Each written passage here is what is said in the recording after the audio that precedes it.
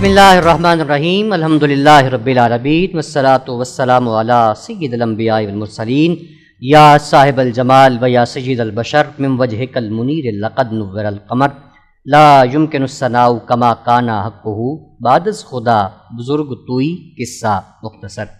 ناظرین کرام، پروگرام حب رمضان میں میں ہوں آپ کا میزبان حافظ غضنفر علی اور آپ تمام احباب کا حب محمد کے سوشل پلیٹ فارم پر خیر مقدم ہے۔ ناظرین کرام، کل آپ نے روزے کے مسائل سماعت کیے، آج پھر اسی سے ہی انشاءاللہ اپنے پروگرام کو کنٹینیو کریں گے اور روزے کے مسائل چیدہ جو پیش آتے ہیں ان کو سیکھنے کی کوشش کریں گے۔ یہ چینل حب محمد اور حب محمد کی پوری ٹیم یہ کوشش کرتی ہے، یہ اہتمام کرتی ہے کہ جو امت مسلمہ کو درپیش مسائل ہیں ان کا حل کیا جائے۔ تو روزانہ کی بنیاد پر افطار میں ایک موضوع کا انتخاب کیا جاتا ہے، اس موضوع کے اندر جو مسائل ہیں وہ ڈسکس کیے جاتے ہیں اور ان کا حل پیش کیا جاتا ہے، اور اسی طرح سحر میں تلاوت کلام رحمان اور ترجمہ کنز الایمان اور تفسیر فہم القرآن کا اہتمام کیا جاتا ہے تاکہ ناظرین اس رمضان میں سحر کے وقت قرآن مجید فرقان حمید کو سماعت بھی کریں اور اس کو سمجھ کر اس پر عمل پیرا بھی ہوں۔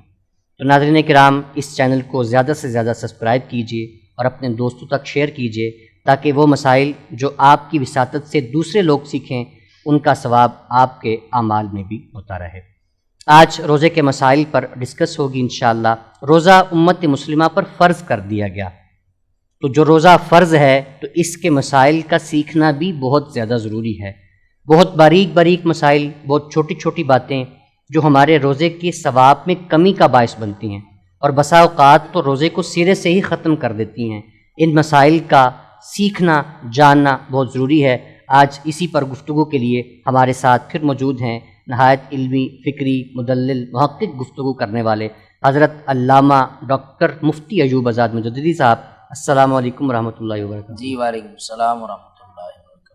اور ان کے ساتھ موجود ہیں نہایت محترم عالمی شہرت یافتہ ثنا خان محمد عبد الواجد قادری۔ السلام علیکم ورحمۃ اللہ وبرکاتہ۔ وعلیکم السلام ورحمۃ اللہ وبرکاتہ۔ ناظرین کرام، آغاز سے ہی بارگاہ لم یزل میں حمدیہ کلام پیش کرنے کی سعادت حاصل کرتے ہیں۔ ملتمس ہوں محترم عبد الواجد قادری سے کہ بارگاہ خداوندی میں حمدیہ کلام پیش کرنے کی سعادت حاصل فرمائیں۔ یا اللہ یا اللہ اللہ یا اللہ یا اللہ اللہ یا اللہ یا اللہ، تو ہی مالک بحر و بر ہے مولا یا اللہ یا اللہ اللہ یا اللہ یا اللہ، تو ہی مالک بحر و بر یا اللہ یا اللہ، تو ہی خالق جن و بشر ہے مولا یا اللہ یا اللہ اللہ یا اللہ یا اللہ اللہ یا اللہ یا اللہ، دنیا جمے پانی کو تر سے رم جھم برکھا برسے، دنیا جمے پانی کو تر سے رم جھم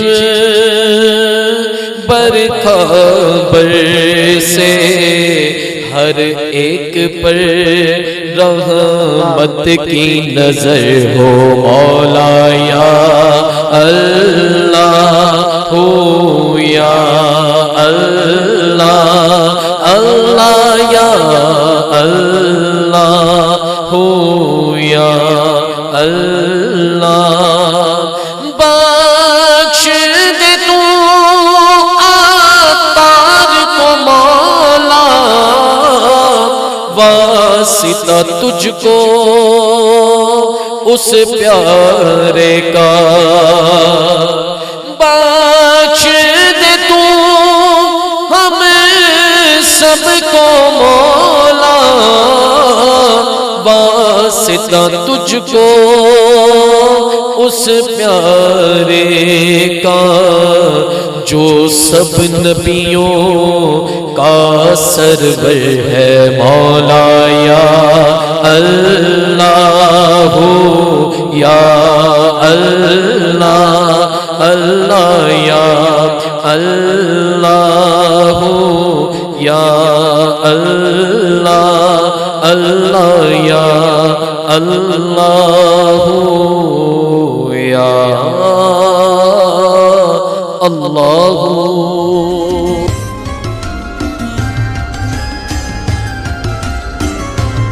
بارگاہ خالق کائنات میں مالک کائنات میں نذرانہ حمد پیش کرنے کی سعادت حاصل کر رہے تھے محترم عبد الواجد قادری بھائی. ناظرین کرام، روزے کے متعلق جو اہم مسائل ہیں ان میں سے ایک مسئلہ نیت کا مسئلہ بھی ہے. تو مفتی صاحب نیت کے حوالے سے بتائیے گا کہ نیت کیا ہے، کس چیز کا نام نیت ہے، اور نیت کا صحیح وقت کیا ہے، اور کیا نیت کی جائے روزے کے لیے. بہت شکریہ، آپ نے بڑے اہم مسائل پر بات کرنے کے لیے آج مجھے مدعو کیا. نیت بنیادی طور پر دل کے ارادے کا نام ہے، جو آپ دل میں ارادہ کرتے ہیں. اب چونکہ بندہ مومن روزہ رکھنے کا ارادہ کر لیتا ہے تو یہی نیت ہے، اور روزے کی نیت زبان سے جو حدیث پاک کے اندر موجود ہے وَبِالصَّوْمِ غَدٍ نَوَيْتُ مِنْ شَهْرِ رَمَضَانَ، اور اس کا جو سب سے مناسب اور بہترین وقت ہے وہ یہ ہے کہ جب آپ سحری کھا لیں اس کے بعد کلی کر لیں تاکہ کوئی بھی ذرہ آپ کے منہ میں باقی نہ رہے، اور پھر اس کے بعد جب آپ سحری مکمل کر چکیں سحری کا وقت ختم ہونے سے پہلے پہلے آپ نیت کر لیں. یہ سب سے بہترین وقت ہے اس کا. تو مفتی صاحب جس طرح سے آپ نے ذکر کیا کہ نیت کا جو بہترین وقت ہے وہ صبح سحری کے وقت کے ختم ہونے سے پہلے ہے، تو کچھ لوگ جو رات کو نیت کر لیتے ہیں اور صبح سحری نہیں کر پاتے تو کیا ان کا روزہ ہو جائے گا؟ ہمارے ہاں بسا اوقات ایسا ہوتا ہے کہ بہت سارے لوگ جو ہے نا وہ اس خوف سے کہ صبح پتہ نہیں سحری کے ٹائم آنکھ کھلے نہ کھلے تو وہ رات کو ہی نیت کر لیتے ہیں کہ صبح روزہ رکھ لوں گا. اب اگر وہ لوگ صبح سحری کے ٹائم اٹھ گئے، جاگ آ گئی، سحری کر لی، پھر تو وہ اسی وقت نیت کریں گے. اب مثال کے طور پہ ان کو جاگ نہیں آئی، صبح سحری کے وقت نہیں جاگے، نیت وہ رات کو کر چکے، تو ان کی یہ نیت کرنا ان کے روزے کے لیے کافی ہو جائے گا. سبحان اللہ.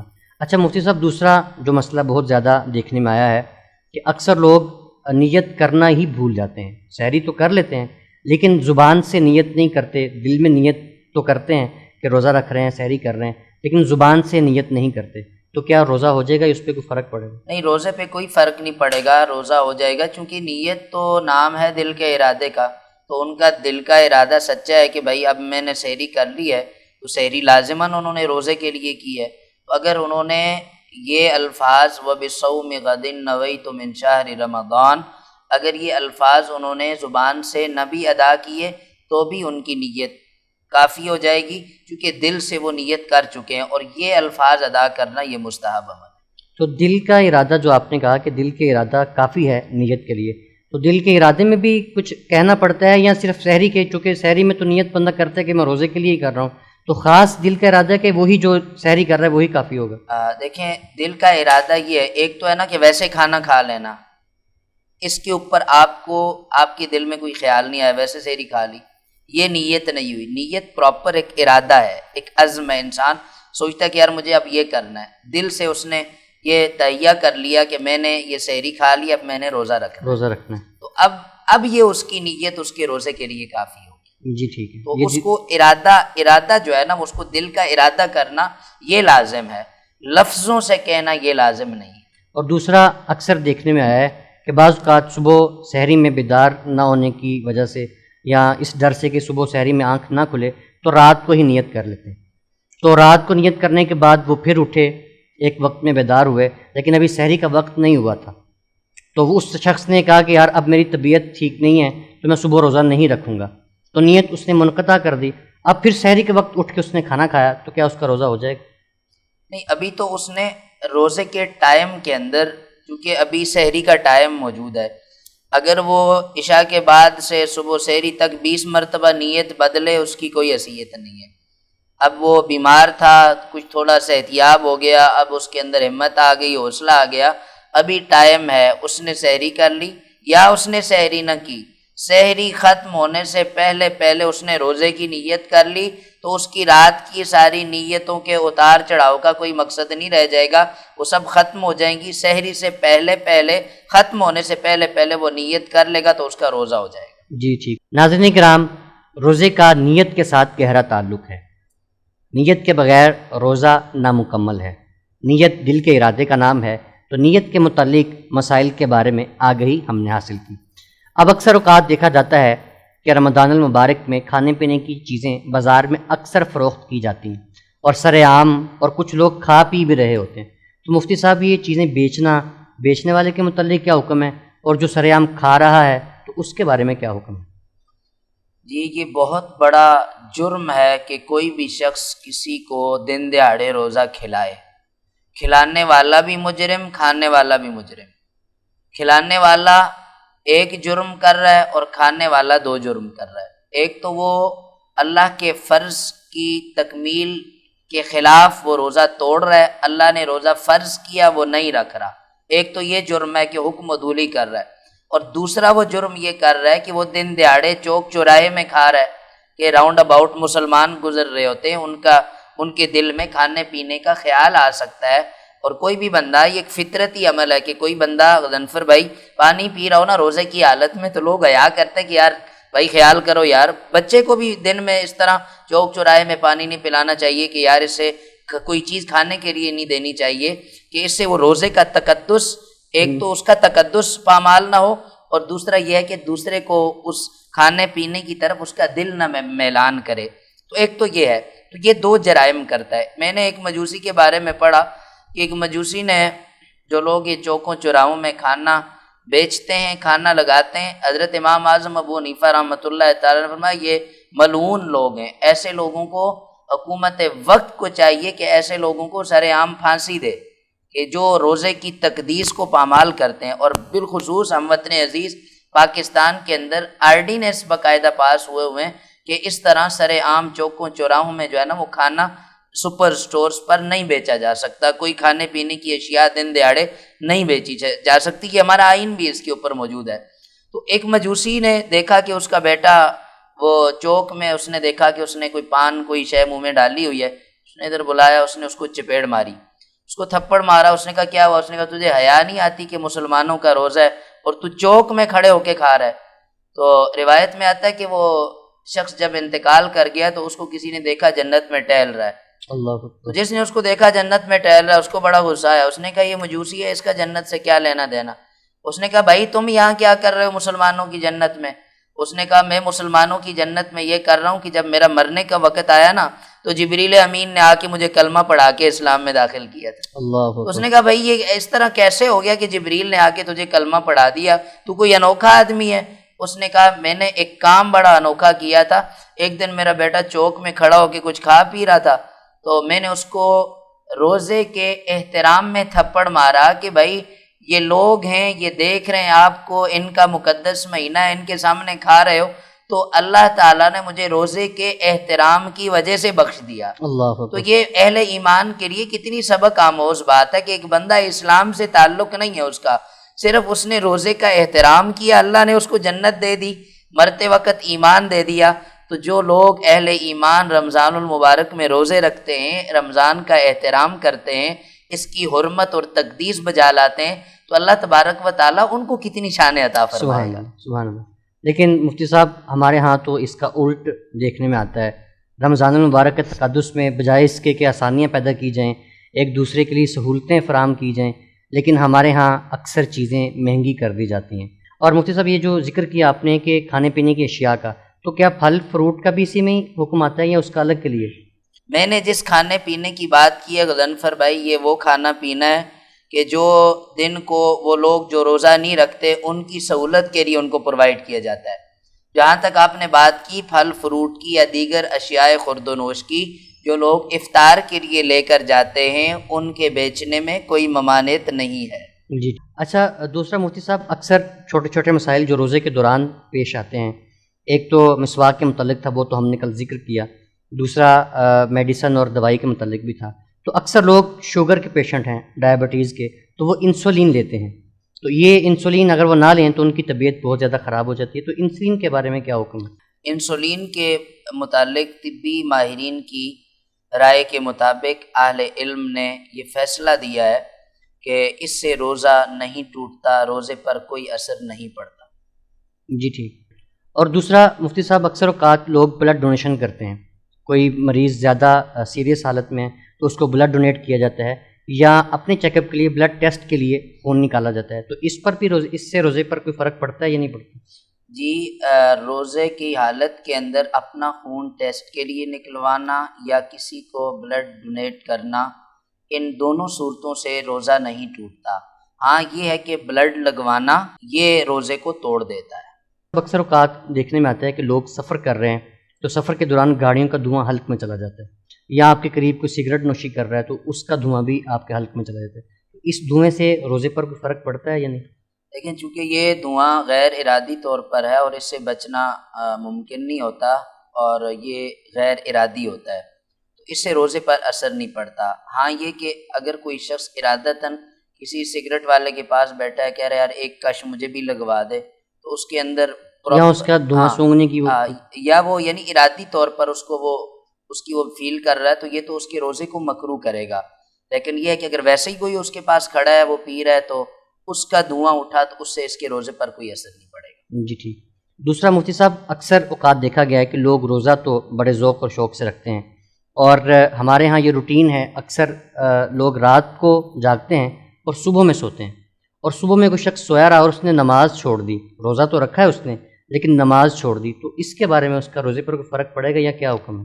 دیکھیں غضنفر بھائی، بات یہ ہے کہ روزہ الگ فرض ہے اور نماز الگ فرض ہے. رمضان المبارک چونکہ برکتوں کا مہینہ ہے، جس طرح اس مقدس مہینے میں ایک فرض کا ادا کرنے کا ثواب 70 فرائض کے برابر کر دیا جاتا ہے، اسی طرح گناہ بھی بڑھ جاتا ہے.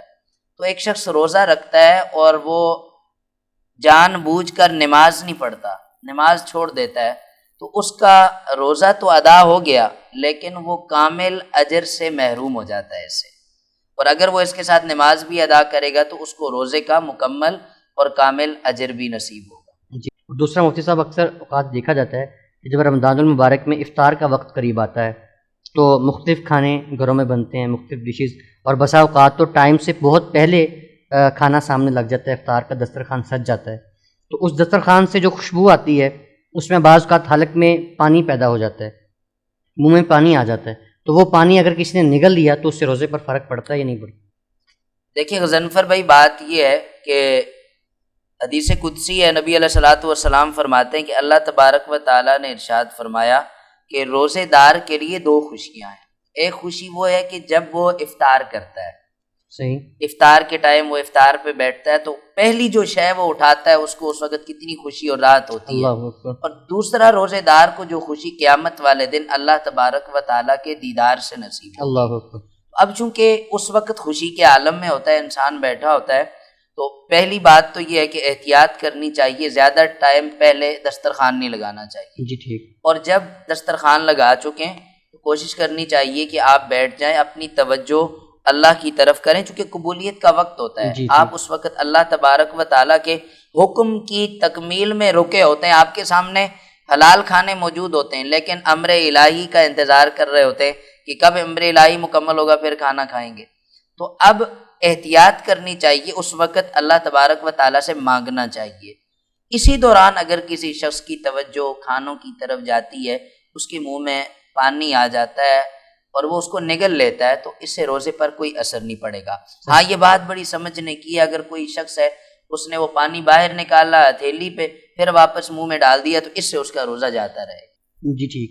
مفتی صاحب، جس طرح سے آپ نے ابھی کہا کہ وہ جو پانی منہ میں آتا ہے تو وہ ہتھیلی پر لے آئے پھر ہتھیلی سے واپس لے جائے، تو اسی طرح قے کا مسئلہ بھی واضح کر دیجیے گا کہ بعض اوقات قے آتی ہے تو کتنی قے سے روزہ ٹوٹتا ہے اور کتنی قے ہے جو روزے کو برقرار رکھتی ہے؟ دیکھیں غضنفر بھائی، بات یہ ہے کہ قے جتنی مرضی ہے آ جائے، آ کر وہ باہر ہی چلی جائے، واپس حلق میں نہ جائے، اس سے روزے پر کوئی اثر نہیں پڑتا۔ ہاں یہ ہے کہ اگر کوئی بندہ خود انگلی ڈال کے زبردستی قے کرتا ہے تو اس سے اس کا روزہ ٹوٹ جاتا ہے۔ بہت شکریہ مفتی صاحب۔ ناظرین کرام، ہم نے روزے کے مسائل کو بہتر طریقے سے سیکھنے کی کوشش کی۔ اللہ کریم اس میں اگر کوئی غلطی ہے تو اس کو معاف فرما کر ان پر عمل کرنے کی توفیق عطا فرمائے۔ ناظرین کرام، آخر میں اختتام میں بارگاہ رسالت مآب صلی اللہ علیہ وآلہ وسلم میں نذرانہ نعت پیش کرنے کی سعادت حاصل کر رہے ہیں۔ میں ملتمس ہوں محمد عبد الواجد قادری سے کہ بارگاہ مقصود کونین صلی اللہ علیہ وآلہ وسلم میں نذرانہ نعت پیش کرنے کی سعادت حاصل کریں۔ حاضر ہے در دولت پہ گدا، سرکار توجہ فرمائے، سرکار توجہ فرمائے، سرکار توجہ فرمائے، سرکار توجہ فرمائے، سرکار توجہ فرمائے۔ حاضر ہے در دولت پہ گدا،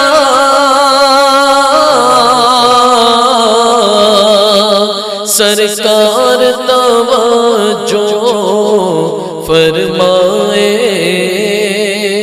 محتاج نظر ہے حال میرا، محتاج نظر ہے حال میرا، سرکار توجہ فرمائے، سرکار توجہ فرمائے، سرکار توجہ فرمائے، سرکار توجہ فرمائے، سرکار توجہ فرمائے۔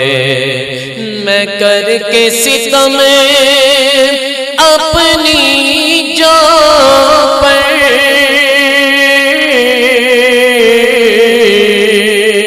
قرآن سے جاؤں کا سن کر، میں کر کے ستم اپنی جان پر، قرآن سے جاؤں کا سن کر، آیا ہوں بہت شرمندہ سا، آیا ہوں بہت شرمندہ سا، سرکار توجہ فرمائے، سرکار توجہ فرمائے۔ ایک میں ہی نہیں پوری امت، ساری دنیا ساری خلق تکتی ہے رستا رحمت کا، تکتی ہے رستا رحمت کا، سرکار توجہ فرمائے، سرکار توجہ فرمائے، سرکار توجہ فرمائے، سرکار توجہ فرمائے۔ سرکار توجہ فرمائے